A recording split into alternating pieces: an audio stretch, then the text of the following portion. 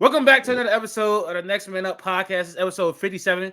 We back and we talking about football. It's been a long time. NBA season start got cracking, but week 9 though, I'm not gonna lie, week 9 was arguably the best week of football. I love the slate. They started off with the Chiefs and Dolphins early in the morning, and then midday. What we get? We got a Cowboys, Eagles. Cowboys Eagles. That was a great game. We On also They Thursday, got Bills, Buffalo. on Thursday night, Bills. it's two bad teams, but it was a close game between Pittsburgh Yeah, and Tennessee. But I'm just saying, was, I'm not gonna lie, like I don't wake up for that 9:30 slot game at all. I don't wake up for it. I watch it. I watch it. That game, like, it was kind of a bad game. Casey did not score in the second half, did they? No, they didn't. But they put their foot on they let their foot off the gas, sort of, kind of. They was up basically the whole. It was just so many punts. They were just like people. Since the first drive touchdown, everything else was just punts, and it was like, I don't know, those two teams. You're expecting high-powered offense, you're expecting touchdowns, and nothing happened. Kelsey was irrelevant.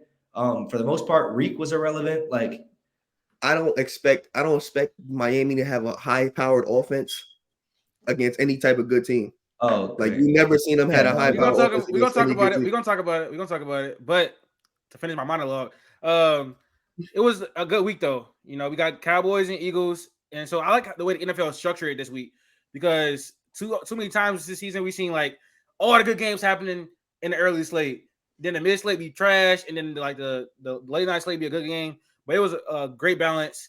We saw a ton of thrillers. We saw the Vikings with Josh Dobbs come in, and him have a game winning touchdown. We're gonna talk about CJ Stroud and his game. So it was a great week. Week 9 was arguably the best week in football so far. Before we get into the episode, make sure you guys subscribe to our channel, like the video, comment, follow our social medias on the top right there. We're going to continue to grow. We got to get a little bit more consistent. School been getting in the way a lot, and, working all that stuff, but we're going to get back to it, though. We're going to have another NBA episode coming pretty soon. NBA been heating up, in-season tournament starting, but we're going to get right into it, though. So the first game, we already talked about it a little bit. Max and Q was getting into it. The Chiefs pull out a win versus the Dolphins in Frankfurt in Germany, 9:30 a.m. For me. I think it was about 8:30 or 9:30, one of those. It was a really early game. Chiefs got out to a 21-0 start and then let their foot off the gas, and Miami made it a game late. But what were your general takeaways from this game, QMX? I mean, it was just, for me, it was the fact that they went up 21-0 with Travis Kelce essentially doing like nothing. You know what I mean? Like, they were able to, it was a classic Chiefs win as far as like using their entire arsenal of weapons to go win a game, right? Like throwing it to Noah Gray, who had the first touchdown was Rashee Rice. Obviously, he's got more touches, but like they really used like their entire wide receiver and tight end room. But yeah, I mean, I guess when I saw 21-0, I thought they would just keep like piling on the points. Obviously, it didn't happen. The score was a lot closer than the game was. But yeah, I was expecting a little bit more. I guess it was kind of boring for like with the part, whatever, the second half, like just looking at like the game stats and stuff, like it just kind of seemed a little uneventful and boring at the end. So I don't know. I like with those two teams, I get it. Casey's defense is elite right now. And the Dolphins' defense is definitely not. But like I'd expect a little bit more things going on. But I guess good for the Chiefs for pulling it out. But the story on the Chiefs, like all season, is going to be the same thing. It's lack of wide receiver talent and, explosive weapons. We're used to seeing Kansas City, put up 30 points on the board, 35 points, whatever. But the last 2 seasons, we know that's just not going to be them. Like, they still are top 5 in points per game and top 5 on offense. Well, I don't think they're top 5 in points per game. They probably like top 10. But they still doing what they have to do because they have Patrick Mahomes. But this is the first time, like, in the past 2 years, they had a defense. So, like, they're just going to win defensive battles. As you see, they forced fumbles. They got, touchdowns that weren't on offense. So they didn't really need to do much. On the Miami side, they just can't beat a good team. Like, I don't expect them to have a high-powered offense against any good team that has at least above middle of the pack type of defense. They just haven't shown it yet. So until they prove that, we just not gonna believe them. They have a tough stretch coming up. It might look like more of the same for the next couple of weeks because they don't have the offensive line capability, and they right now, with the running backs out, Tyreek Hill, he can get, when he gets bottled up, he gets bottled up. That's just how it is. Like, sometimes he's just not going to be able to take, the top off of great defenses. We just never seen it yet. So until we see that, we just want to, keep them as like non-contenders. It's a cool story. They putting up numbers against a bad team. That's what you're supposed to do, but you got to really do it against the good teams. And in the playoffs, it's just all good teams. Yeah, I agree. Like, The reason that the Dolphins can't be good teams is because Tua, when the pressure gets on and they're down, going into a fourth quarter, they didn't even make a big play. Up until now, he's folded. And when I said this about Tua, me and Q had an argument about this when I was talking about Aaron Rodgers, and I said, remember, I was like, Tua has never won a big game. Remember, I said that. You said I was saying Aaron Rodgers hasn't won a big game in 10 years. Remember, you said that with that whole entire argument. Yeah, I wasn't saying that to be like, oh, so pessimistic on Aaron Rodgers. I'm just saying like the reason they have the same situation. The Aaron Rodgers, like collectively, Aaron Rodgers and the Jets haven't won a big game. Same thing with Tua. I didn't believe in either team. Like I just didn't believe them into either team be a Super Bowl contender. So it wasn't like I was shitting on one to bring up the other. I just felt they were both in the same light. But I didn't really mean to make it an argument. Yeah, so they can't beat a good team because when the going gets tough in the fourth quarter and they're down and they need Tua to actually extend the play, do something out of structure, his first read isn't there, he can't make a play. And we've seen that time and time again against the Eagles, against the Chiefs. He didn't do it against the Bills. So it's like, can this team actually be a contender in the AFC? No, because they can't beat a good defense. They have not beat a good defense the entire season. Oh, the Patriots, they beat the Patriots, but that's because their offense is terrible. And I think that the second time they go play the Patriots this year, it's a different offense now. It's a different defense, I mean. So it's like, well, they played the Patriots twice already, right? Yeah, they did. Yeah. The last week they had beat the Patriots.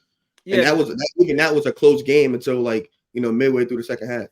The Patriots defense is go ahead. You seen the underthrow to Cedric Wilson? Like yes, that was ridiculous. 10 yards. And they tried to blame it on a bad snap. The bad snap doesn't make you throw the ball, with less power. That's just all on you. You know what I'm saying? Like that was 10 yards under like where Cedric Wilson was even supposed to be. And that's part of the problem too. Like sometimes he just doesn't have it to even get it there, especially after a long day of throwing the ball and it's not going nowhere. It's not being effective. He needs to get all his points in the first half so that way they could slow down the second half because there's no way he's going to be able to keep up that pace. With the underthrow, people were trying to say it was like a miscommunication because it was an option route, and Tua thought he was going to take like the corner route, but like even on that corner route, that would have been short. That would have been a short corner. Like if that's the case, even if it was an option route, if he was coming back on a hitch, you don't lob it like that. It would still be a dart. Like you would still have to throw a dart for it to even get to where it was going. Obviously, he wanted to throw it down and try to lead him and try and get it. He just couldn't get it there. So all the it could have been this, or maybe it was that miscommunication, bad snap. It just doesn't actually provide like real context of what really happened on that play, other than he underthrew the pass. Also, I don't know what we always give credit to Mike McDaniel, but he did not run the ball at all in the first half. I think it was like they had like three rushes in the first quarter, and it was like 5 after the second quarter. When they ran the ball in the second half, that's what really got them to be able to come back. Mostert was having a great game in the second half, and that allowed them to run play action, open the passing game.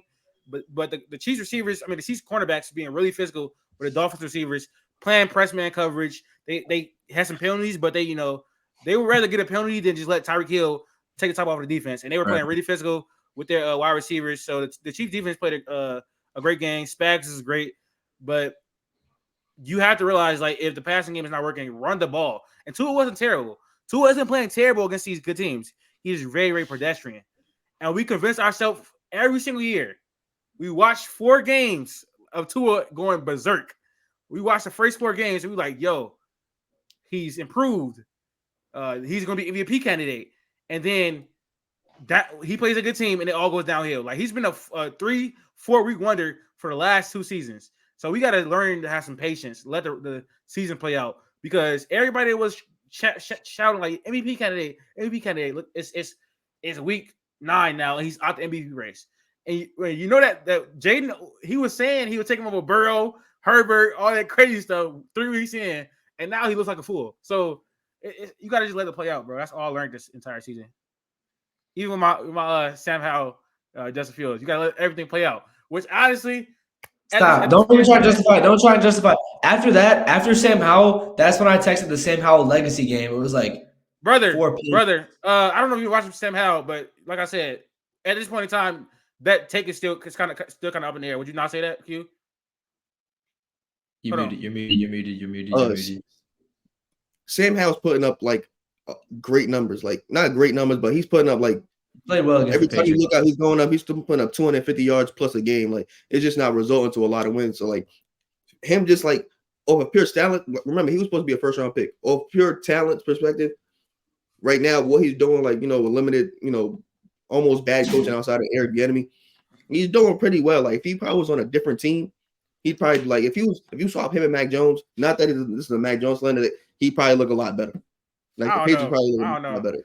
I don't know Yeah, about that. I don't know about that. I like Patriots, that take. Patriots, offensive he's weapons as are good trash. as he's as good as a thrower, but he's more athletic. So that help out the Patriots a lot more, just strictly from that standpoint. You can swap Sam Howell with a lot of these younger quarterbacks, and he'd make that team better. Like maybe if you swap him with Justin Fields, they look better.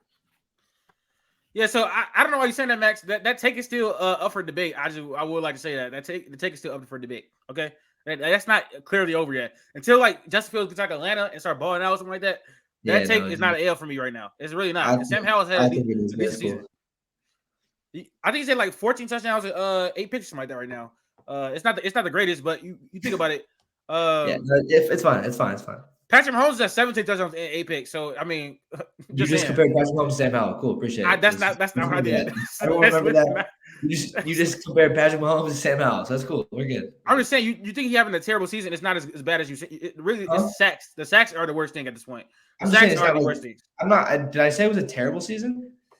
So I just said some of these games are like okay, like the Bills game, both Eagles games. It was like 2 or 3 games. Like it was like every other game for like 2 weeks was like Sam Howell like getting absolutely lit up, and that's when the group chat was just talking about it. He's a rookie. I mean, up and down weeks, man. Like is he a rookie?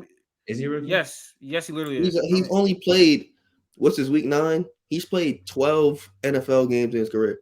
He started at what week 17, 18 last year? He played one game last year. He played one game last year. So this is actually his he played the Cowboys and he played the Eagles. I thought he got in halfway through. Yes, last year. He got halfway through the other game. I think it was an injury, right? Wasn't an injury? Or he just get benched for who? Yeah, last year he. He lit up the Cowboys last year, and he didn't light up the Eagles, but he beat the Eagles last year. I don't know if he started that game. I think Week 18 was like a big deal because he started that game, Week 18. In 2022, he played one game. Carson Wentz, or am I tweaking? That's 2 years ago. 2022, he played one game. Was it Carson Wentz last year?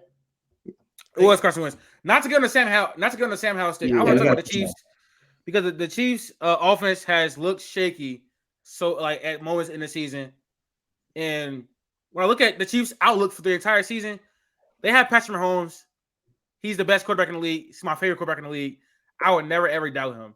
But I don't think this team's going to win the Super Bowl this year. And that might sound crazy, but teams have been able to take away Travis Kelce. If they're able to take away Travis Kelce and you force Rashee Rice, Sky Moore, Justin Watson, I believe that's his name, the tight end. Yeah. No, just he receiver cornerback. What, Justin Watson? He plays two positions. Yeah. Justin Watson. You force some people to beat you, then you can have a chance against the Chiefs. And they do have a great defense, which is really winning the games. And you think about it, the defense is really winning the games. This is probably the best defense that the Chiefs have had. But I am personally more confident in the Ravens right now coming out the AFC so far this season. I'm just the Ravens always. I agree, but the Ravens always get hit with the injury bug. It's every single year. They have it right now. This year. It's a long season. You still got like they fight through it. They fight through it. Next man up. Always the injury. Like it kills them every year. I want to say that the Ravens are going to stick this out. You know who Keaton Mitchell is? Yes, I know who Keaton Mitchell is. Nobody knew who Keaton Mitchell was 2 weeks ago. He came in. He just had 138 yards on the ground and a touchdown. The Ravens, they always get hit with the injury bug. Be like mid-season, like right around right now is when they get hit with that injury bug because they was trying to go hard, get a good record in the beginning. The only thing now is different is they got hit with the injury bug literally in the beginning of the season, and now they're just working through it. Like Marlon Humphrey just got back, like he's getting back into prime now. Like everybody's really like hitting their stride right now. Is that our next topic, Latif? What? Ravens. No, it's not. But I was gonna say, I was gonna it's not. I just checked on the list. Like I don't think we're talking about him. But like if we want to talk about the We can Ravens talk for a about it. second, We can't talk about them. It's nothing to put that in there, but we should definitely talk about the Ravens after their performance this week. let's- But to finish my thoughts on the Chiefs, I feel like and then Patrick Mahomes get back into that groove where he's turning the ball over a lot, being a lot careless with the ball.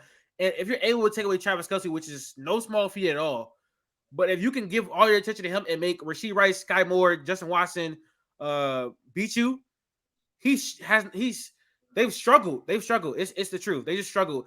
His deep ball throwing has been the worst it's been since he's been in the league, especially without Tyreek Hill. They obviously changed their offense last year to where they were doing a lot more intermediate throws, a lot of stuff behind the line of scrimmage, running the ball more.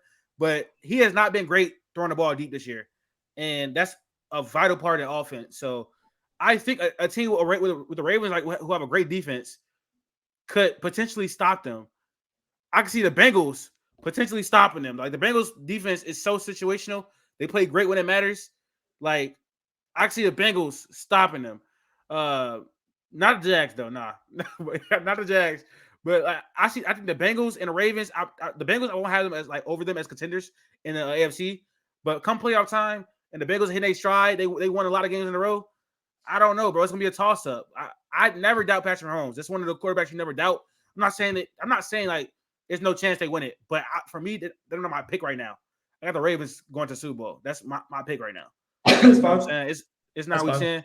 Yeah, I don't. I hope that's not a hot take or nothing like that. But yeah, I just don't No, see them winning it at this point in the I'd say season. like with how Joe Burrow has been playing the past couple of weeks, the Bengals have beat the Chiefs in the playoffs before. Obviously the Ravens look really good. Like I don't think it's crazy. I think there's a couple teams you could say come out of the AFC. For the Chiefs standpoint, it is what it is. They didn't make a move at the deadline for a wide receiver. They didn't want to. It could be because of money thing, because it has always been a money issue. Not that they have an issue with money and they cap strap, but they told you that they were going to lean more defensive once they traded away Tyreek Hill, because those picks just got used on defensive pieces. You know what I'm saying? They got Trent McDuffie, he's looking like a top 10 corner. They were able to retain Chris Jones, which was very needed. Was Karlaftis off those two? Yes. I think that it's either he was or that was just the Chiefs' own Regardless, draft. they made the pick anyways. Exactly. So they went straight defense. They want to get cheaper on defense, which they did, and they have they basically have a top 10, top 5 defense, with those picks. So whatever you want to say about the offense, you knew they were going to take a step back offensively, ride Patrick Mahomes in a good defense, which they're doing. It just we're not accustomed to seeing the Chiefs not score 35 points a game. That's only because they were doing that because they were in a lot of shootouts because they didn't have a defense because other teams were going up and down the field on them. They're not doing that no more, so they don't have to sit there and push the Patrick Mahomes button every single game or the Travis Kelce button every single game because they're getting turnovers, they're getting good field positions, and they're like going out and taking what you give them. Yeah, we would love to see if they would have got a Devontae Adams or Mike Evans or whoever, but they showed they didn't need that last year to win, so they're just trying to go in this year, see what they can. This draft, they could very well get a wide receiver in the first round. There's a lot of wide receivers coming up that they could put into that number 1 role, but they're just trying to get cheaper right now. They're in that mold where like they can still compete for Super Bowls, but they want to be able to like build a team around Patrick Mahomes because they're gonna have him for a long time. You can't be spending money on these 30, 31-year-old, 32-year-old wide receivers that's gonna be gone in about 3 years. So like I'm fine with it. It just is weird to see, and that's why everybody has an issue with them not scoring these points because it doesn't look the same as what you've seen before. It's just super hard to repeat though in NFL. It's super hard to repeat in NFL generally for sure though. And like you say, it doesn't look the same. I don't know. It's like the offense is definitely struggling right They now. need to repeat though, because maybe we expected them to repeat when they won the first Super Bowl, but they didn't. But they've constantly been in AFC Championship games. So as long if that's their floor, which it is, if they go 500 in AFC Championship game, like appearances for like Patrick Mahomes' rest of his career, he could. I'm not 10 Super Bowl wins is crazy. We never seen that, but just getting to the Super Bowl like 10 times, you could possibly see that. And if he reels off 4 of those, he's that's fine. Like they just have to be at that stage where it's they're 1 game away. As long as they're 1 game away, it doesn't really matter what you got as long as you got Patrick Mahomes.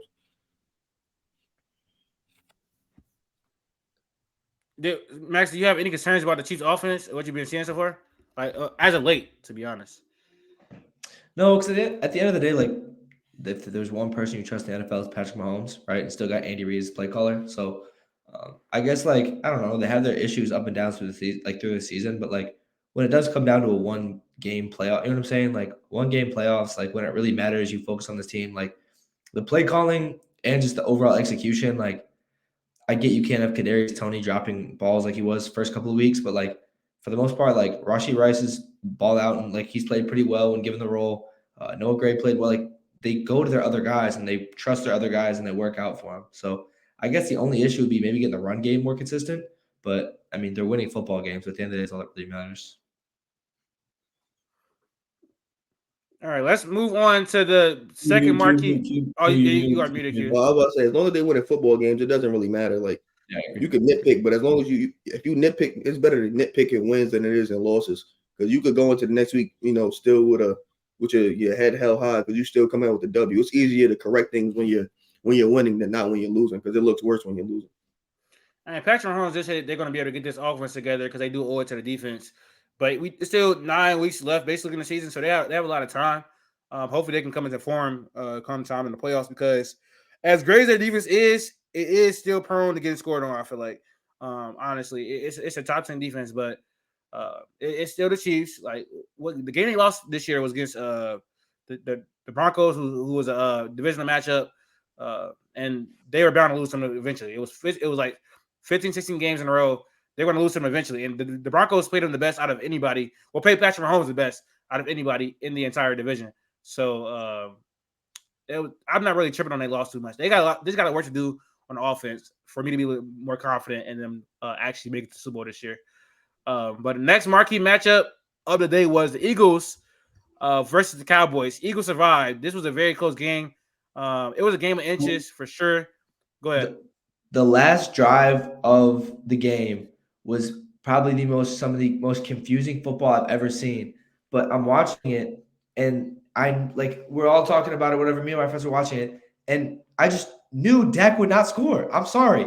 In that moment, there was no way Dak was going to clutch that up. And literally, he O-line stops, gets the sack, and they couldn't convert. Like the Eagles had no business being in that game. On that line right there, should have scored a touchdown, game should have been over, right? They messed it up. The Cowboys just blew the game better than the Eagles could. Like, I'm sorry. All that happened before, cool. Everything that happened in the game previously, great. That game on the 7-yard line, if you score a touchdown, it's over. It's over.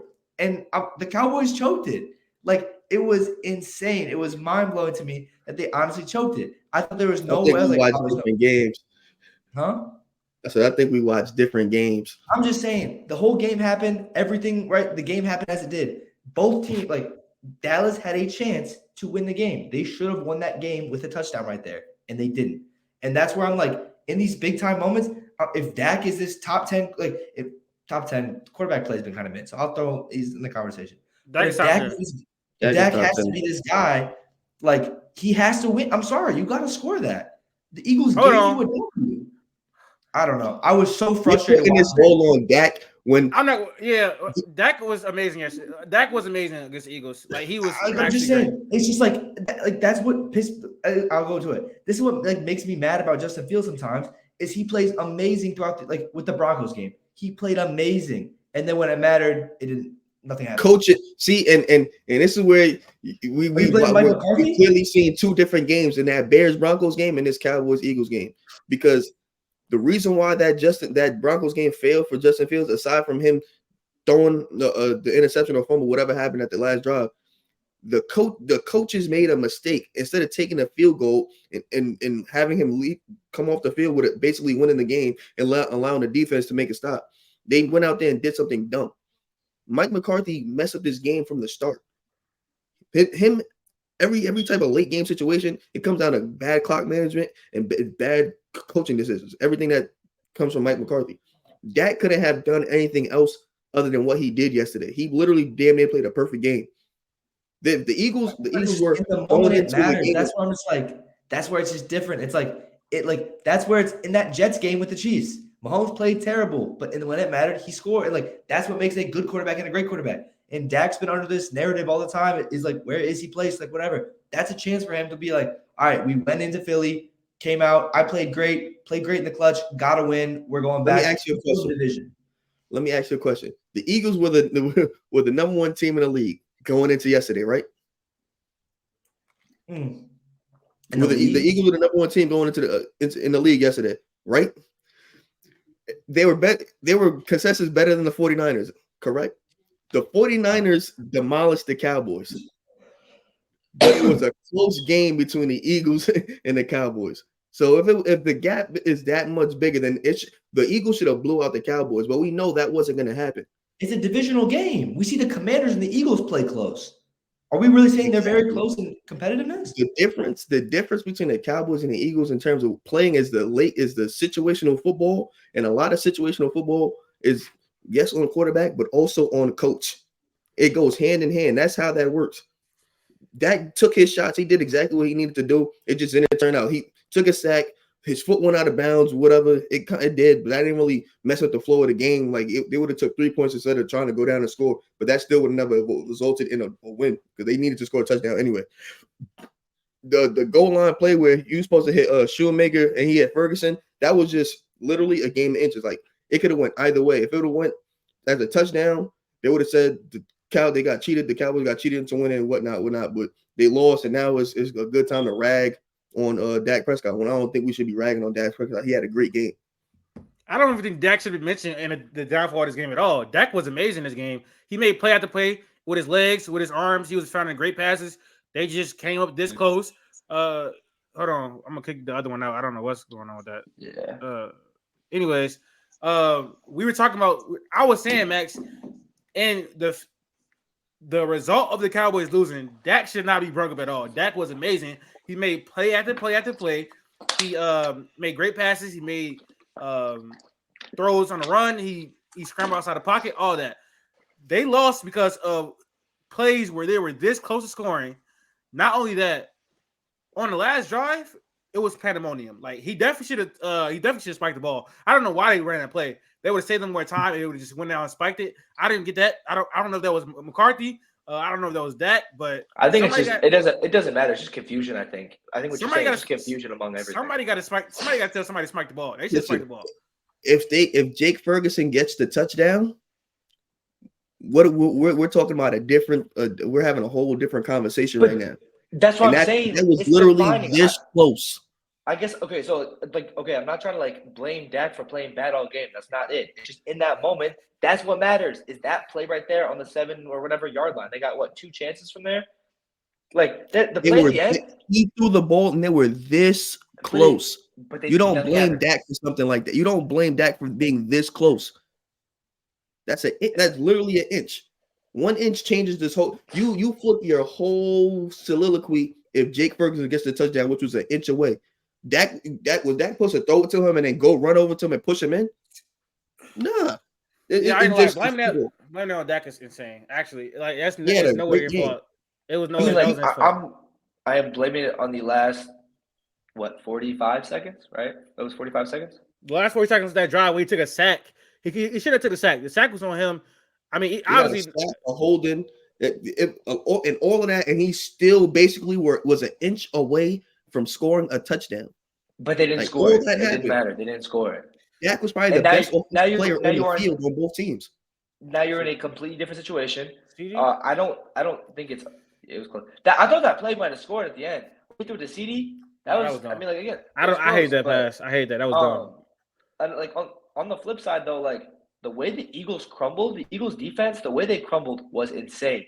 The penalties and just the overall execution was just they were at home. They always been like that though. Yeah, I don't know. If their D line can't get home fast enough, they're gonna get thrown on, and that's been the thing for the last 2 years. If a good quarterback faces them, they will get lit up. Sam Howell's going in there and lighting them up. I'm just saying it's executional wise, right? Like the PI, the 2 injuries, whatever. But the Jalen Carter offsides, I'm sorry, you could call the hard count from everything. Everyone knew they were trying to hard count, and he still jumped offsides. I guess it's a rookie and stuff, but that's just you can't do that. I'm sorry, in late games, you got to be better than that. And it was just that last drive was the most just confusing minute of football I've watched. Great game. The Eagles have specialized in ugly wins throughout the entire season. So if you're winning these games, it really doesn't matter. It's going to build character for the playoffs. It's going to build character for a potential Super Bowl run. If you know how to win these tight, ugly games, if you know how to perform in crunch time, that's going to build character and that's going to build experience for the playoffs. That's what we always talk about in sports. I forgot what the term is. I'm really blanking. That's crazy because I write stories. I agree. We just talked about it though with KC. Like if they're winning football games, it battle doesn't really tested. matter. Battle tested. Yeah, battle tested. Okay. That's what I meant. As Yeah, long Battle as situational football, bro. as long as they're winning as long as they're winning football games, it's really all that matters. I'm sorry. Like they're great when it matters. Like the situational football, time meant like them to certain times of the game, they just know what to like how to they could be bad for whole chunks, but they know how to be good when it matters, whether it be by them or by the team messing up or being too antsy. They just always seem how to they make the right play when it's needed. Like, oh, the Eagles need to stop right here. If they're saying we can say they need to stop right here, they somehow hear it too and they get to stop. Like they just know when to get the stop or when to score, when to get the first down. They just great in situational football. Whole stretch of the game, they could be bad, but they know when to be good, and that's the sign of a good team. They also could just beat you in so many ways. That's why, like the Eagles, that when we talk about contenders in a few weeks or something like that, like the best teams in the NFL right now can beat you in so many ways. The Eagles can beat you with their running air game. attack, ground and pound. They can reach you with their passing game. The defense can make plays and beat you that way. So they're a complete team right now. They do have holes because every team has a hole. Their secondary is not good. We just got to keep it sacked. The secondary is like what 26 in the league right now. Yeah, it's like more name. It's more name than actual production. Yeah. Like, and James Bradbury literally went down. Like So did Darius Slay. Bradbury, Slay and Bradbury both went down. good. Huh? They both went down. I know they're probably not injured for the long term, but Bradbury and Slay both went down that last drive. Yeah, they're more name. It's just more name on that back end than actual production. Like that's just all it is. Yeah, I'm not worried about the Eagles though. And I mean the Cowboys. I feel like it was a good showing, especially when you got blew out by one of the best teams in the NFC. You needed to come back and have a good game against the Eagles, and it was at in Philly. So I mean, I still don't think the Cowboys are contenders. I feel like that went down the drain once Trayvon Diggs got injured. But it's a good showing. I think Cowboys fans could come out of this a little bit optimistic because Dak is playing well. He's played basically great since the 49ers games. Yep. So he's looking back like a top 10 quarterback. So going to the playoffs, you got to be semi-confident as long as you don't face 49ers. Like that's all it comes down to. And you can get the Eagles instead of the 49ers in the second round, the Cowboys have a chance to be in the NFC Championship game. And then at that point, anything can happen. So I'm a Cowboys. If I'm a Cowboy fan, which I'm not, you have to be a little bit optimistic about how the season can turn out for you. I feel like you have to be. It was always a matchup thing because people think the Cowboys are so bad because the 49ers beat them all the time. Maybe the 49ers just have the Cowboys number, which they do. They beat them 3 times in a row. It's kind of how like the Browns have Joe Burrow's number. The Browns always beat the Bengals. But you're not going to you don't automatically just think the Browns are just that good. Yes, the 49ers are that good, but that's just a matchup problem. But if they face the Eagles those 2 times, they probably split 1-1. It's the Eagles that historically always, he's 8-4 against them now, but he still has great games against the Eagles. He's putting up 300 yards a game against the Eagles. That's just what he's always done. He always, beats on the division. So if they would have drew the Eagles instead of the 49ers, we talking about a different Cowboys team. They're probably in an NFC Championship game. We just got to understand that they're probably just not going to beat the 49ers.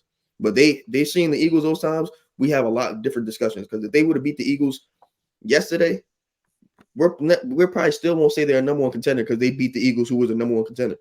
We'll try to flip the whole narrative because I guess the 49ers are the second best team in the NFC. But if the Cowboys would have beat the Eagles, who was the first best team in the NFC, nobody would have said the Cowboys are the best team in the NFC because everybody would have just brought up the 49ers being able to beat the Cowboys. And the rankings just would have never switched because it would have just been like a do it in the playoffs type of thing. And that's all the only type of discourse you're going to get when it comes to the Cowboys. Oh, do it in the playoffs. So whether they won or lost, it was still going to be the same conversation. Yeah.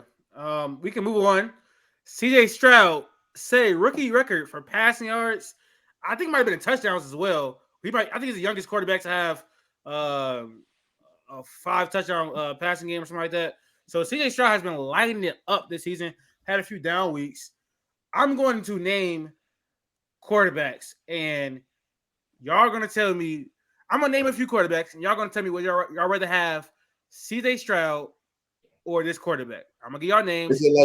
Is it like right now for like the next 5 years type? It's got to be right now. It's got to be right now. It's got to be right now. Okay. So I'm gonna name 5 quarterbacks. You tell me, would you rather have CJ Stroud right now or this said quarterback? All right. CJ Stroud or Tua? I'm gonna go CJ Stroud, and that's big. That's more like a he's bigger and he's doing it, and he does not have an offensive line. He's putting up numbers, and again, he's a rookie. If you switch them, and I know you can't really do that in football, it probably looks the same, and that means more for CJ Stroud than it does for Tua. Like it's more of an indictment on Tua if CJ Stroud could do the same thing, and that's that type of offense. Max, what you got, bro? Yeah, I don't know. Because I did have my answer, but now I'm thinking about like switching sides, and I'm like trying to see like what each team would do. I love CJ Stroud.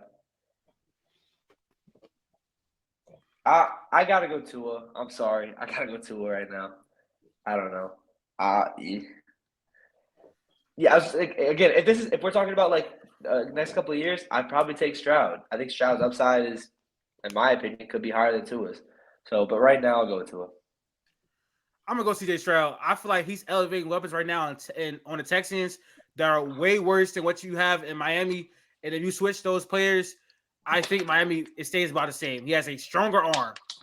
He is very, very accurate in the pocket. He can manipulate defenses. That was crazy. He can manipulate defenses with his eyes.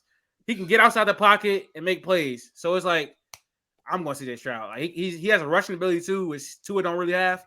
It's not the greatest in the league, but he kind of reminds me like a Geno Smith type of player. People got comparing to Dak Prescott as well, but I think his arm talent is better than Dak's too. So I'm very. You don't think so? I think his arm talent is better than Dak. Oh no, I think it is. Dak is not a phenomenal like a throw of the ball. I wasn't like making it like. I thought you were looking at he's a more talented quarterback. Like he's more talented than Dak as a quarterback. That's like Dak is a lot of intangibles more than it is talent. So I don't take no slight to that's the one thing that's the one thing we should be praising a lot more is how bad we all thought that this Texans receiving core is going to be. And like CJ Stroud has made some of these guys relevant. You know what I'm saying? I said my pick was Tank Dell for rookie of the year, for a potential offensive rookie of the year thing. He's not going to win it because his quarterback's going to win it. But he's been playing well. Nico Collins has been playing well.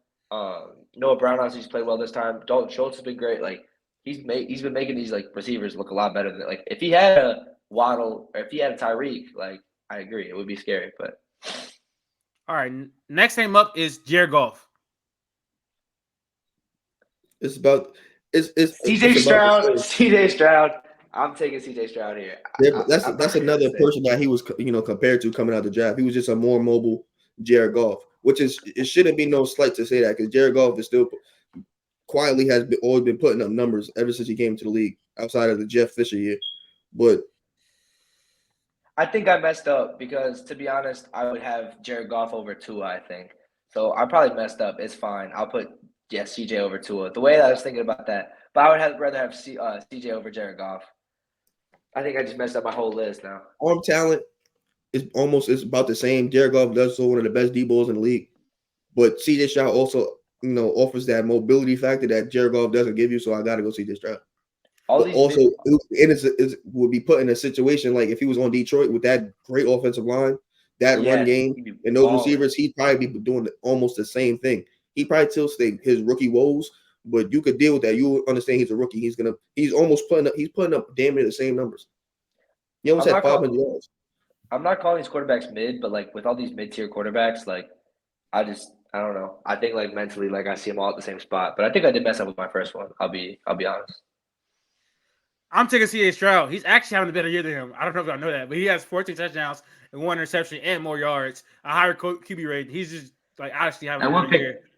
One pick is crazy. Yeah, he's been for a rookie quarterback, bro. I don't know. Like CJ Stroud was having the most efficient rookie quarterback season in NFL history. To only have one pick and 14 touchdowns is ridiculous. He got 2,200 yards through 8 games. So realistically, he's basically having a better season than Jared Goff. So I'm going CJ Stroud. On a much worse offense, too. On a much worse offense. Yes. Next name up is Geno Smith. CJ Stroud. CJ Stroud. I'm not thinking twice about that one. People seeing Geno Smith ball out last year and started throwing him in top 10 quarterback discussions. When again, I'm gonna keep saying it. These one-time things, one great season ass rankings just don't work for me. We seen Geno be bad for 10 years, or a backup for 10 years, and we was happy. We started throwing him in top 10 quarterback discussions because he had one great year with the Seahawks, and it wasn't a great year. It was just like in terms of quarterback play, it was just a great Geno Smith year, and it was a great story. If you watch Geno Smith this year, he regressed basically back into what he's been on damn near his whole career. He's just starting, so it looks a lot. He's still going to put up some type of numbers. Geno Smith is not a great quarterback. He's pretty average. He's been that. He's always will be that. He's not going to get much better. He's like 30 years old. Give me CJ Stroud. CJ Stroud is definitely better than Geno Smith. He's having a much better year than him. Geno Smith has regressed. I don't think he's a bad quarterback by any stretch of the imagination, but he's definitely come back down to earth. I also don't think he's a one-hit wonder either. I think he's just going to be at this level. If he's a starter for this team, he's going to be at this like good quarterback level for the rest of his career, which I think they should probably draft a quarterback. Maybe Michael Penix. Maybe Michael Penix, let him sit for 1 year behind Geno. That's a great person to learn behind. But Geno is like 1,800 yards, 9 touchdowns, 7 interceptions. I'm going CJ Stroud. He definitely had a way better year than Geno right now. Those aren't good numbers, bro. That's not. Those not good numbers at all. Like not even close. It's damn near a 1-to-1 touchdown interception ratio. Like that's not good. Like that's literally what he's been his whole career. All right, we had 3. So I said Tua. This all off the top actually because I didn't write down the names. Tua, Goff, and Geno. Tua, Goff, Geno. Okay. All right. Next name up is Kirk Cousins. Kirk. He's more mobile. Again, I like Kirk Cousins. I'm a Kirk Cousins. Kirk Cousins is not a bad quarterback, but for the sake of right now, and I'm still gonna throw a little bit of projection into it. CJ Stroud will be better. He's also more mobile than Kirk Cousins, so it just helps your team that much more. But Kirk Cousins been balling, so that's really a hard decision. Like he's always been balling. If I'm playing this season, and granted Kirk's healthy, I'm taking Kirk over CJ.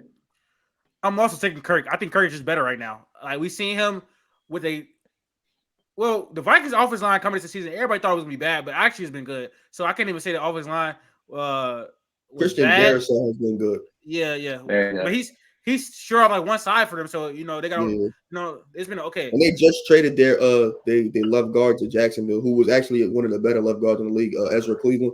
But so it should but with the talent on the Vikings, I think Kirk Cousins, he's doing the best he could with that team, and he was putting up amazing numbers before he went down. So people have a tendency to think Kirk Cousins is a bad quarterback, except when they really look at the situation. We understand Kirk Cousins isn't as bad as people be trying to make it seem.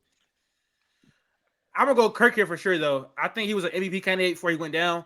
18 touchdowns, 5 interceptions, and he's already missed a game. That's MVP-type numbers, and he was leading the Vikings to wins as well. Taking care of the football, playing great. I'm going Kirk Cousins. I think he's a better quarterback right now. CJ Stroud. I know the mobility is a thing, obviously, for sure. But it's not like after Jettis went down, he didn't have great weapons. So it was Jordan Addison, rookie wide receiver, TJ Hawkinson, and then KJ Osborne. JJ. I was to say, can I say the next one? This is mostly the cue because I'm curious what he's gonna say. But you can repeat it so you can put it in your TikTok. But I'm gonna take Dak Prescott. Huh?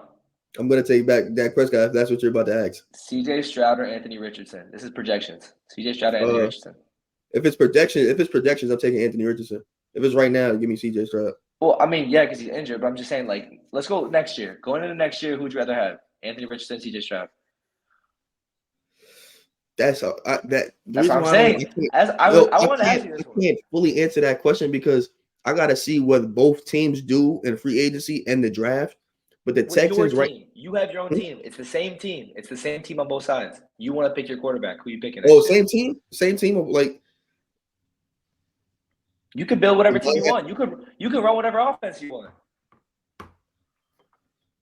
But that's still that's a lot of factors because Anthony Richardson's a different type of quarterback. Like he needs different things. Like the team I would have with Anthony Richardson won't be the team I would have with CJ Stroud. That's what I'm saying. That's the issue. Who you got more confidence? Like if you had to make a team, which one are you taking? I'd probably go Anthony Richardson. I like the dynamic quarterback. Like all my favorite quarterback, they're just Josh Allen, Lamar Jackson. They're like dynamic quarterbacks. So I naturally, gravitate towards that side. But I do respect the ball placement quarterback, the arm talent, the reading the defense. I respect that in CJ Stroud. So that's it's hard for me. Steve? I'm going CJ Stroud just because I think Anthony Richardson's play going to be a little bit more dependent on whoever they draft at wide receiver. He's definitely going to need a marquee weapon, like you see with AJ Brown and Jalen Hurts, like you see with Josh Allen and Stephon Diggs. He's definitely going to need one of those X-type wide receivers that's one of the best in the league to jumpstart his career. And I think we've seen from CJ Stroud that he doesn't need that. He's making do what he has now. And so I'm going to go to CJ Stroud. Yeah, like I don't think Anthony Richardson can make Noah Brown look like a wide receiver number one. You know what I'm saying? I don't think Anthony Richardson can make Tank Dell a wide receiver number two. I don't. I have to see it, but I know if you give him a dominant, wide receiver one, and you give him like another year coaching, like in a good setup, I think he can propel a team. But see, the fact that CJ Stroud, he knows how to throw the ball, when to throw the ball, he's gonna he gets it done with anybody because he's a timing type dude. Ball placement, accuracy, that is just perfect for him. So he doesn't really need the high end wide receiver number one. He can work with any of that, and he has a tight end. Dalton Schultz is a very good tight end, especially in the red zone. Like so, he can work with like all the weapons on the field. Like that's just him, and that's what makes it work for him on this Texans team. Yeah, I don't know. I think he's a little bit more dependent on the weapons. So that's why I just CJ Stroud. But I mean, upside, you probably go Andrew Richardson because if he ever becomes like a Lamar Jackson level passer, it's gonna be a wrap for the league. I'm not gonna lie, it will be crazy because he's a special rusher. He are like day one, he's probably a top 4 running quarterback in the NFL, honestly. So, Lamar, Fields. He's top 5. He's top 5. Who else? Who else? Allen. Lamar Fields, Josh Allen, Jalen Hurts. Josh Allen, Hurts. Justin Fields, Jalen Hurts. I think Anthony Richardson is better than Justin Fields. I mean, not Justin Fields. Jalen Hurts as a rusher. Jalen Hurts not a great rusher. He's just he's a power rusher. Like he gets short yards. Like he's a 5-yard rusher. Like everybody else, they're getting like 10 yards a pop. Like Lamar Jackson can run off for 20. Justin Fields, we've been seeing him run for 80 yards on a touchdown. I would say Justin Fields and Lamar, I think, are in like a tier of their own right now. Yeah, so I don't even know. Like, do I have another name? I was really trying to pick players in that same tier as him because he's about like 10. Gino was the one. I was hoping you were gonna say Gino. Gino was the one I was hoping you to say. CJ Stroud, he's comfortably a top 15 quarterback. I think he's comfortably top 15. Now he can make the case for top 10. You can, but I think Kirk is over him. I think Dak is over him. So whoever, and I think he's better than Tua. Honestly, I think he is. I think he's better than Tua. I didn't have Tua on my team. So are we counting Aaron Rodgers? Yeah, he's not better than Aaron Rodgers. Top 10 though. So he's not better. He's not better than Aaron Rodgers. Aaron Rodgers is top 10. Aaron Rodgers top 10 solidified. He's like he's no lower than 8. That's what I'm saying. Are we counting Aaron Rodgers? Because we have our top 7. That if we put Rodgers, if we put Aaron Rodgers in my 7. Let's slow down, buddy.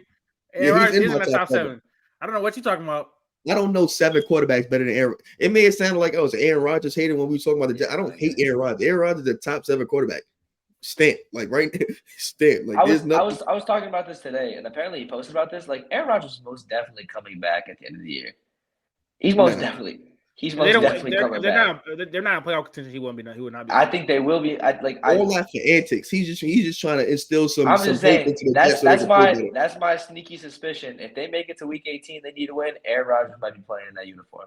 I wouldn't do that because what if he do something? He come back too early. He do something, then he's out for the whole next year. He retires. The whole Jets situation Same thing happens. He retires. Or he comes back rusty, and Zach Wilson has been leading the wins, and he's not playing great and nothing like that. Stop it. If you need to win a playoff game, are you going to take Zach Wilson or Aaron Rodgers? Bro, people can come back. He has not played football in it would be like for like 3 or 4 months, right? 3, 4, 5 months.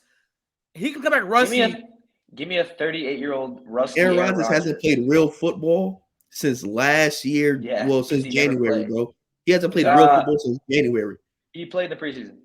That's not real He football. hasn't played real football since January. So I don't know. That might sound crazy, but Zach Wilson at that point, he might be the better no, option. I don't know. All right, let's go. Let's move on to the Bengals. They are winning. They just won their fourth game against a row against great opponents. The worst opponent they lost to was beat was the Cardinals. They beat the 49ers. They beat the Seahawks, and they just beat the Bills. The game was a one-score game, but that game was not close. The Bengals dominated time of possession. They dominated the running game more than the Bills. They were better in the passing game. They had way more yards. I think Zach Taylor outcoached Sean McDermott. It was like I thought they dominated this entire game. I don't think it was close, to be honest. So, do you think the Bengals are back to being contenders in the AFC? No, but I also don't think the Bills are a contender either. Like, it's just a no on both sides. Just because the Bengals beat the Bills, I don't think they're a contender. I think it says more about the Bills than it says about the Bengals, because the Bengals will still have a hard road to even think about contending. Like, if we think Baltimore's going to, I don't know if we all think Baltimore's going to the Super Bowl. I thought they was going to. That was my preseason. That was my preseason pick too. I already thought they were going to run through this division. I thought the Ravens were going to run through the division already. So that automatically had me thinking the Bengals were going to be a wild card thing. I don't think this year was going to be the year they was going to do that whole wild card, basically go through the playoffs, beat every single team in their way and get to a AFC Championship or Super Bowl. I just didn't think it was going to happen. And them winning these couple of games doesn't change that for me either. Like, I don't think the aura around the team is the same as it was the last 2 years. I think they're also scrambling.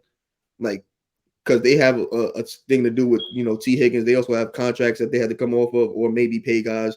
They're also going to have to, kind of redo their team in the draft and free agency within the next 2 years because they paying a lot of people. I don't think it's like the year for them to really do anything. And it's fine because they have Joe Burrow right now, and they're going to have him play the next 10, 15 years. So they have time to compete. I don't think they need to rush into it right now. And the wins is cool, but that's just because they're a good team. They've always been a good team. It just sometimes just not your time. Yes, they are contenders. They are contenders, in my opinion. Sorry, Latif. I'm going to hop in and just say this. I think they're definitely contenders. Their wins that they put up have been great. Joe Burrow is now playing good. Again, the most reliable. If I'm relying on anything, it's a quarterback position. And if Joe Burrow is playing how Joe Burrow is supposed to be playing, I'm trusting that team. The offenses look good. The defenses look serviceable. Like, they've been fine. If I'm looking at it, I still think the Ravens are the best team in that division. But I think the Bengals could beat anyone out of the AFC East. They can beat anyone at the AFC South. I think they can compete with Kate. You know what I'm saying? Like, I think they could beat all the other teams. If they come in as a 5, I don't see many other division winners. You know what I'm saying? Like, I'll pick as of like right now, like Cincinnati's playing good. I think I'll pick them over the Jets. I'd pick them over the Bengals, or I'd pick them over the Dolphins. I'd pick them over the Bills. I'd pick them over I'd probably pick them over the Jaguars. I think that if they're playing the way they used to be playing, before you see the Jaguars, let them play the Jaguars first and then come back with that. Yeah, when they play? They play the Jaguars December 4th. The Bengals are better than the Jaguars. That's fair, but they should be. Let's play the game. I think the Bengals. I think the AFC has the contenders. I'm not looking at the NFC as who has the contenders. I think the AFC has more contenders. I think KC, I think Baltimore, I think Cincinnati are all contenders right now. So yeah, I definitely think the 3 wins they rattled off, the 4 wins they rattled off. Again, it's going to be tough to get games or get wins in the division. It's going to be they play Minnesota again. They played Minnesota once. They're next. I'm trusting Joe Burrow to go in and win half those games. If they get squeak into the playoffs, I don't want to play the Bengals. Huh? Listen, they see the Texans next week. Jamar Chase might not play that game. That doesn't really matter. They should. But they got the Raiders, the Jaguars, the Vikings, but then they Steelers, KC around the end of the season. That's not just me, right? Is that me, Steve? Or is that no? You didn't cut out, but it was like buffering. It was super laggy. Yeah. I said they go Baltimore, Steelers, Jaguars, and they go Colts, Vikings. Then they end the season off with Steelers, Chiefs, Browns. So it's tough. It's tough to win. It's tough to win those games. I understand, 100%. But I'm still I would bet on them to make the playoffs or not make the playoffs. And I think if they squeak in the playoffs at a 7 seed or as the 5 seed or win the division, I think they'll be a contender. I think the Bengals are contenders. I'm not gonna lie. I feel like they are. Their last 3 weeks, those wins have been impressive. Against the 49ers, who were considered the best team in the league, against the Bills, who were considered one of the top 10 team in the league, they beat them, and they beat them almost handedly. So I feel like they're definitely contenders. Joe Burrow is healthy. The only reason they came into last week 4-3 is because Joe Burrow wasn't healthy. Now that his calf has healed over the last 4 weeks, he's been 10 touchdowns and 1 interceptions.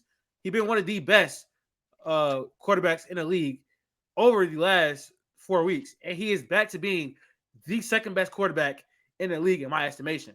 So I think this defense is opportunistic. I think this offense is getting its mojo back, and I think Zach Taylor is a good head coach. So I think this team is a contender.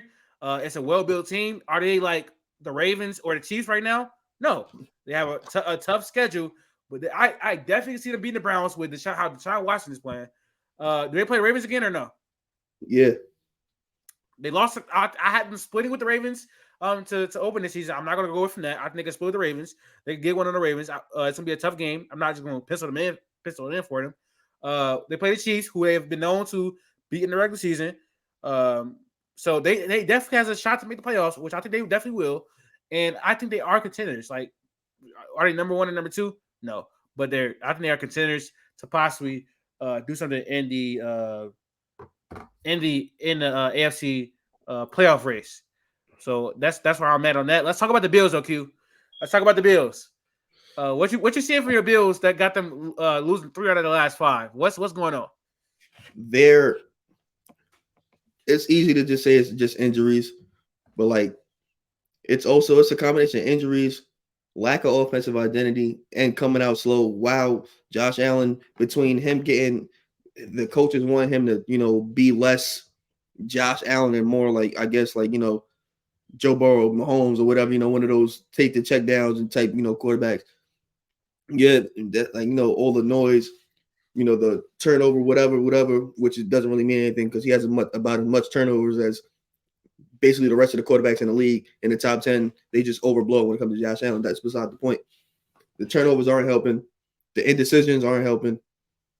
Gabe Davis got benched. Offensive line is still struggling, on the right side. Not Osiris Torrance, but Spencer Brown himself being bad. Defense in the middle. If you look, I've seen some numbers with Matt Milano out. Quarterbacks are getting whatever they want. Tre'Davious White being out obviously hurts. Micah Hyde and Poyer, they're playing. Poyer's playing well. Micah Hyde isn't, and he also been banged up. Corners aren't really good. We just got Rasul Douglas. He didn't play bad yesterday, but it's his first time with the team. It's whatever. He'll hopefully get better down the line. I just think it's too little, too late. This iteration of the Bills, not like the Josh Allen Bills, but like the Josh Allen, Sean McDermott, Ken Dorsey Bills. I think that window has closed. I think they've messed up the last couple of years between McDermott, Brandon Beane, picking the wrong contracts and the wrong players for this team because they went all out defense when they should have been trying to build an offensive identity. It's been 4 years they can't build a run game, can't really get the offensive line fully correct, and they're still relying on Josh Allen to do a lot of things. They just living and dying with him, and when you do that, most of the blame is going to get put on the quarterback, which it should. But they're not really doing much to help him on either side. He ain't doing a lot to help himself, but that comes with it with his style of play. He's a risk it all type of guy, and that's what been helping this team actually win games when he does goes out and does what he do. We haven't seen them win the games other than what Josh Allen is going crazy outside of the the dominant defensive performances against like weaker quarterbacks or divisional games, if that even happens. So this year they haven't dominated division as of yet. I think giving Von Miller $120 million contract was crazy. Paying both your safeties top of the market money and not moving off them was crazy. All the money spent on the D line, but not spending on the offense. If you look at their draft picks the past 4 years, they don't attack no type of real weapons until 3rd, 4th round when all the best weapons are gone. And you can see, like the Kaiir Elam pick, looking at who was right behind him, you could tell those are bad picks. I just think we're making the wrong picks on the wrong side of the ball. And I think giving Sean McDermott that 5-year extension was crazy. They're gonna have to fire him and have to just pay that dead money because they need offensive identity and somebody to be with Josh for the whole Brian Daboll thing. With Brian Daboll, if he had Brian Daboll as his head coach, he'd have long-term continuity and he'd be able to fix that thing over time and get some actual rapport. But with defensive head coach, every 3 years he's gonna have to reshift how he plays football because he's going to be in a new system every 3 years with a new offensive coordinator. I think they're doing a disservice to Josh Allen and the Bills, and Josh Allen isn't doing much better to help the situation than what he's already doing. And sometimes, like you said before we started recording, it's starting to kind of catch up because you can't just keep relying on him to go out and be Superman every single day. Before the season started, I predicted the Bills to go to 10-7. I'm not taking my victory lap early, but it's looking like they're going to be around 10-7 when the season ends. Now, I couldn't predict injuries, but what I could predict is, one, the division getting better. Two, you can't keep relying on Josh Allen to be Superman week in, week out. The running game has not been consistent at all. They do not run the ball enough. Before you continue, did the division get better? Yeah, it did. I think the Jets defense has started. Been the same. I'm about to say, no, actually, it started off a little worse than what they were playing last year, but it's gotten into form now.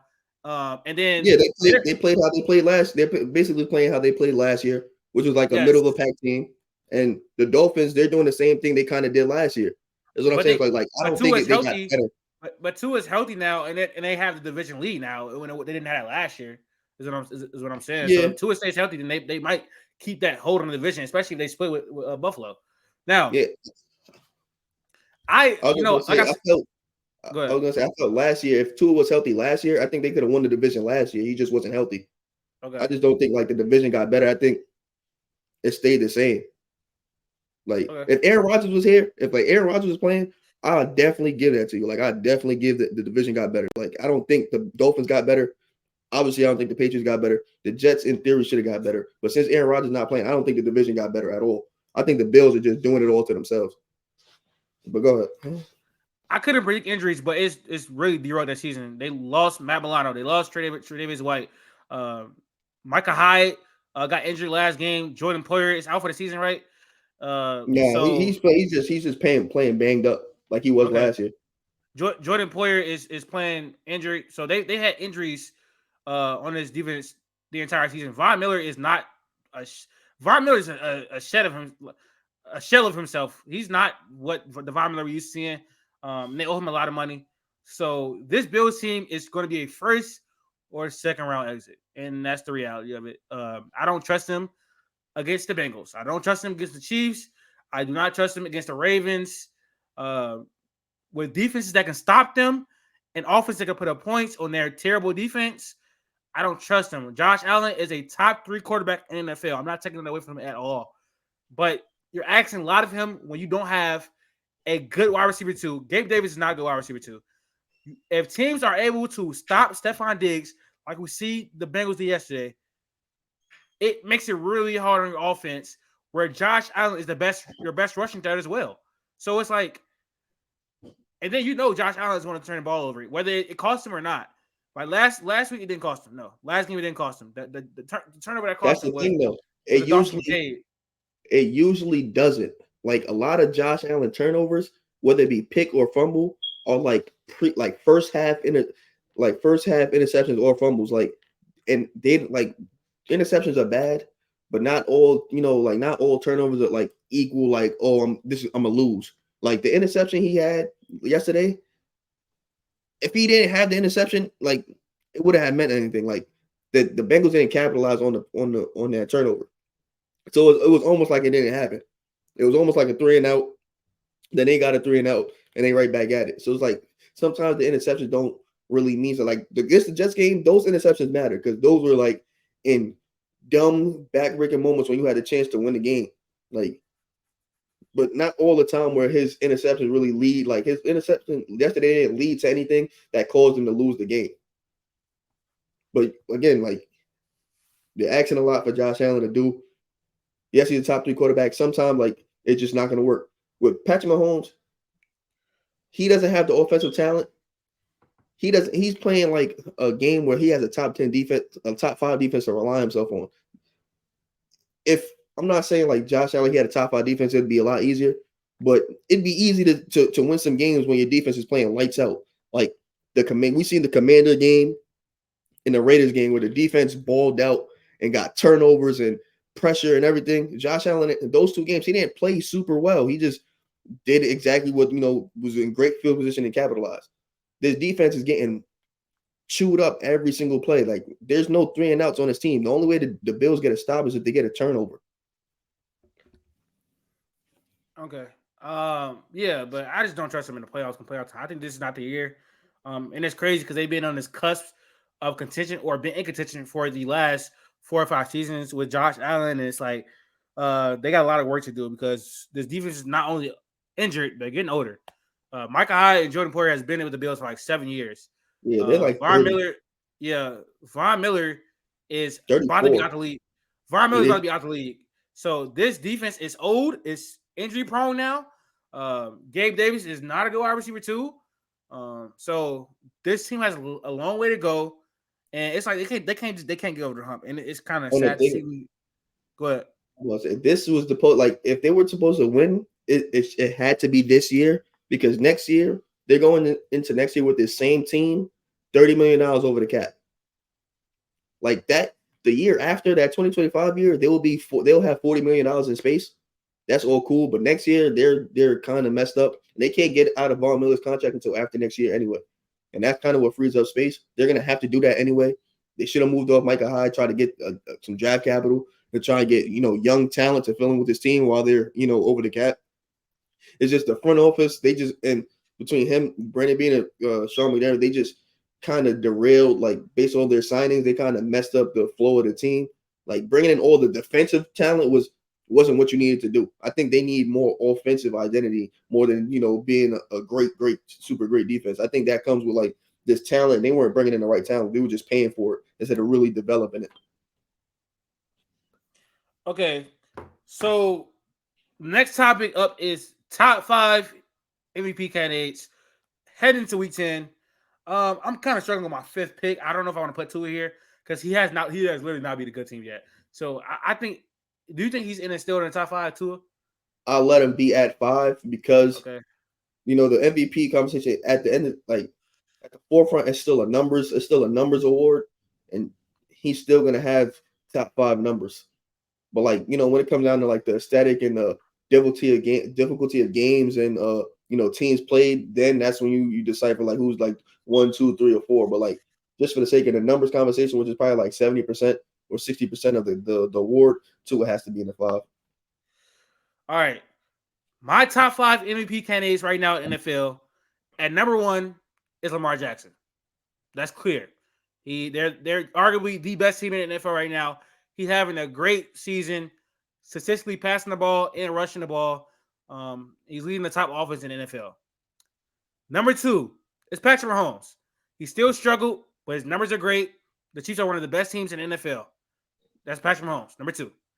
Number 3, Jalen Hurts. Total with 22 touchdowns, 8 picks. Arguably the best team in the NFL. You can make an argument that the Eagles are. He is a big part of their passing game and offensive game. He has struggled, but who hasn't struggled to this point? So Jalen Hurts is number 3. Number 4 is Joe Burrow. He has made a huge push in the last 4 weeks. 10 touchdowns, 1 interceptions, 3 marquee wins. He could possibly finish in the top 3 if he keeps this up. At number 5, I got Tua, 19 touchdowns, 7 interceptions. Has not been a good team, but like you said, MVP is a lot of numbers. So I can't keep Tua out of it. I might have had Kirk Cousins if he was still playing. Trevor Lawrence is not having that great of a season statistically at all. So I really couldn't put him in there. But that was really the main candidates for me. So that's my top 5 MVP candidates as of right now. I got the same list, and the Joe Burrow at 4 thing. What won't, because he won't win. Like I don't think he wins the award because I don't think he wins out the rest of the season and goes. What it would be 13-4. I just don't think that's gonna happen. Like I think he'll probably cap at like 10-7. Best case scenario would be 11-6. So I don't think he would win the award.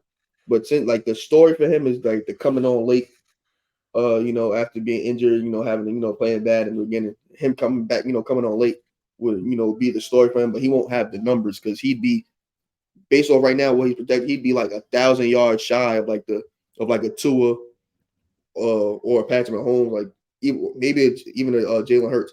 I just don't think his numbers will help him get the award. But he just based off story and difficulty and everything that's happened, Joe Burrow should be at 4. Lamar Jackson, he's putting on a clinic. Like he got benched yesterday, but not benched because he played bad. He was just up so much on a team, the Seahawks team who was de facto leader of the division, tied with them and the 49ers. This is the second time, in a row that they basically beat a top team in the other conference, like by 30 points. Like that just can't get understated. With him rushing the ball, him throwing the ball, him having the best completion percentage in the league and the best completion percentage of his career. He's just shown he's always been able to throw the ball. The touchdown number, passing touchdown numbers ain't there, but it's the effect that he has on the team. The running backs are getting a lot of touchdowns for the team. They're stealing a lot of his touchdowns because once they get in the red zone, they're handing it off and they're getting the quick score, and that's it. He's going to sit down. We're not going to see Lamar Jackson get 5,000 pass yards, 40 touchdowns. We know Lamar, that's not what we're getting from Lamar Jackson, but we're going to get a total package of him just making play after play after play and not really turning the ball over. And that's what he's doing. He has the second best record in the league, tied for the best record in the conference. They have a great defense. They're going to have a lot of wins. He should definitely be in the front runner for that and comeback player of the year. All right, so it's not much debate. I just wanted to get that out the way. Our last topic for the episode is Week 10 power rankings. And this might get a little bit interesting. A lot of change up. The Bengals are going to make a little rise up. But I know for sure. All right, let's talk about it. Number 1, got to be Eagles or the Ravens. But that is a sort of a debate. Eagles have looked, I feel like they've looked more dominant so far this season. The Eagles?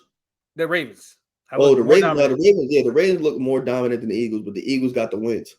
Yes. They got one more win, one less loss, but the Eagles haven't looked dominant from start to finish. The last couple of weeks, though, they have looked better.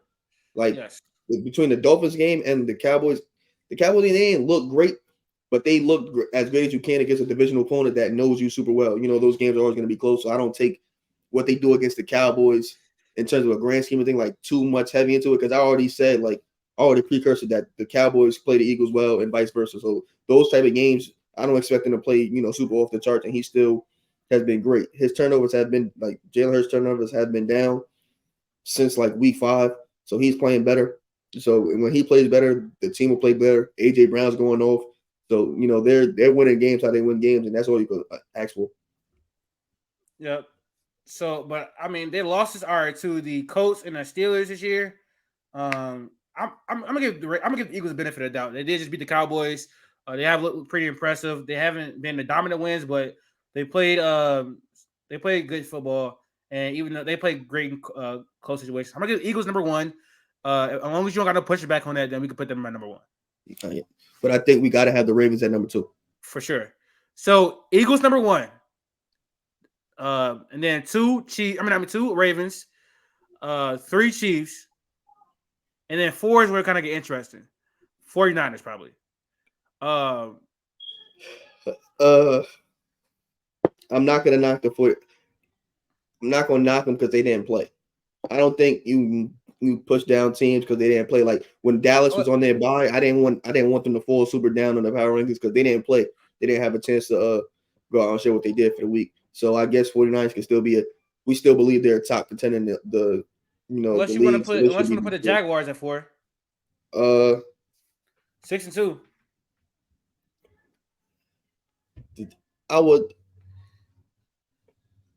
also want to see them let them play the 49ers and I determine where they are next week.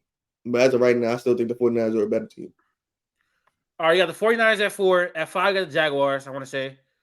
What we think about 6? We got go ahead. 6. Dolphins. I would go.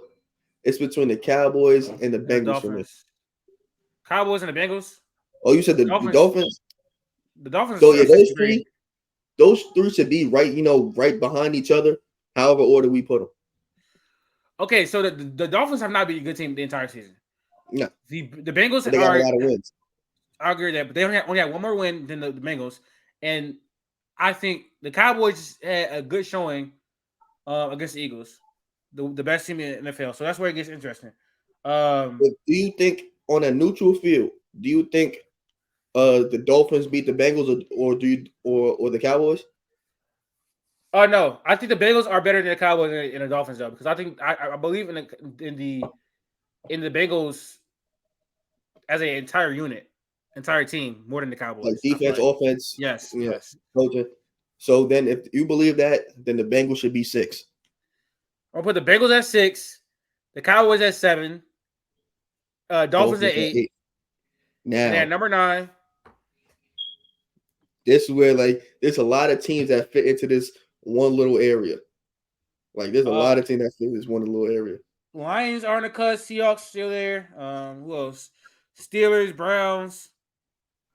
I think the Vikings, as of late, they've been surging after their slow start. That's crazy. If they could, I think they're a better team than the Steelers. The Vikings?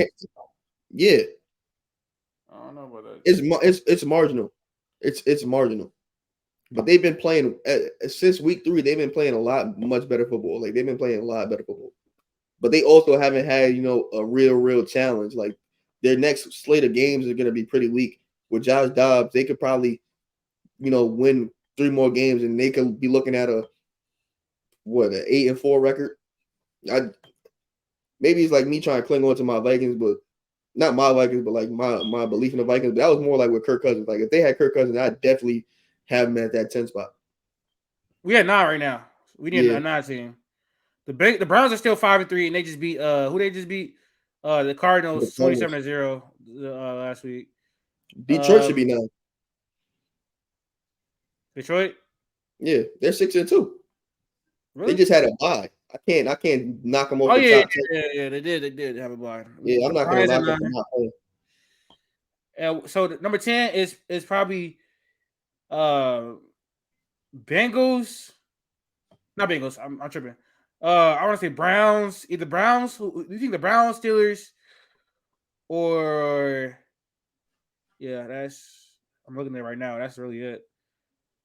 Oh, the Jets are 4-3 though. If they get a win tonight, they might be in the conversation. Oh, the Bills. Are the Bills the top 10 this year? No, I dropped them on my top 10. Okay. They gotta earn that. They gotta earn their way back in there. So it's like, I can't just keep saying quarterback. Seahawks, Browns, Steelers, or Jets. I'm gonna go Browns. I'm not gonna lie. Give me the Browns. Yeah, I'm like, give me the Browns. That's still a top defense. Like if I see if the Browns against any of those teams, the Browns have the best chance of beating all of those teams out of anybody. Okay. All right. So, all right. Next man up power rankings going into week 10. At number 10, we have the Browns. At number 9, we have the Lions. At number 8, we have the Dolphins. At number 7, we have the Cowboys. At number 6, we have the Bengals. At number 5, we have the Jags. At number 4, we have the 49ers. At number 3, we have the Chiefs. At number 2, we have the Ravens. And number 1, we have the Eagles. I think that's a good top 10. The argument probably gonna be at the back half with the Lions and the Browns, and it's a lot of collective teams that are 5-3 in the NFL right now. So that's where it kind of get tricky. But I think that's a good top 10 list, and that's going to end the episode. We are out to like an hour and 19 minutes. Max had to go for some reason. Don't really know why, but I think it was a pretty good episode. Episode 57 is in the books. Make sure you guys subscribe to the channel, like the video, comment, follow us on our social media accounts at the top, and we are out. See y'all very, very soon to talk about basketball.